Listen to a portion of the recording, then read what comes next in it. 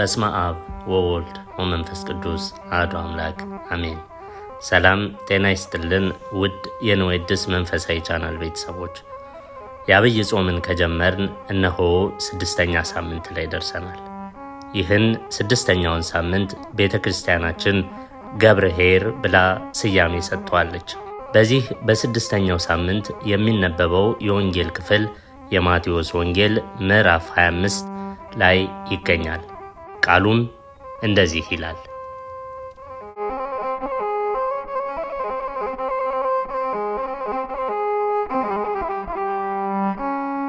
ወደ ሌላ ሀገር የሚሄድ ሰው ባሮቹን ጠርቶ ያለውን ገንዘብ እንደሰጣቸው እንዲሁ ይሆናልና ለእያንዳንዱ እንዳቅሙ ለአንዱ 5 መክሊት፣ ለአንዱ 2፣ ለአንዱም 1 ሰጠና ወደ ሌላ ሀገር ወዲያው ሄደ።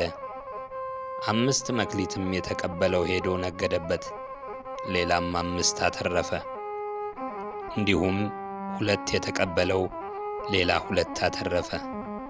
1 የተቀበለው ግን ሄዶ ምድርን ቆፈረና የጌታውን ገንዘብ ቀበረ።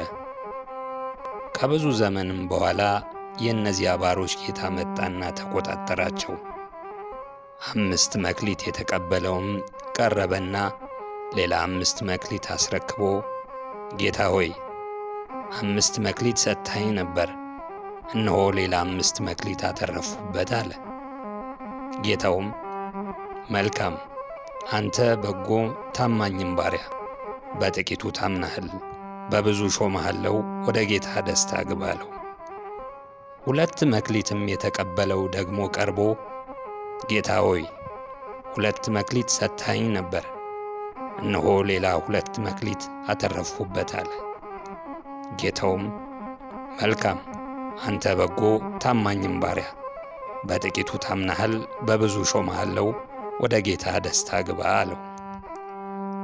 1 መክሊትም የተቀበለው ደግሞ ቀርቦ ጌታ ሆይ ካልዘራህባት የምታጭድ ካልበተንህባትም የምትሰበስብ ጨካኝ ሰው መሆንህን አውቃለሁ።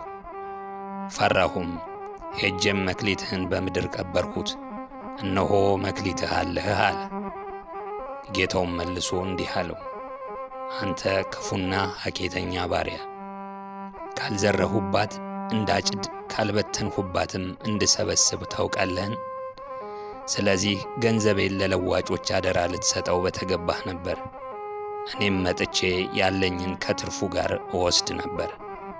ስለዚህ መክሊቱን ውሰዱበት፣ 10 መክሊትም ላለው ስጡት፣ ላለው ሁሉ ይሰጠዋልና ይበዛለትማል። ከሌለው ግን ያው ያለው እንኳን ይወሰድበታል። የማይጠቅመውንም ባሪያ በውጭ ወዳለው ጨለማ አውጡት፣ በዚያ ለቅሶና ጥርስ ማፋጨት ይሆናል።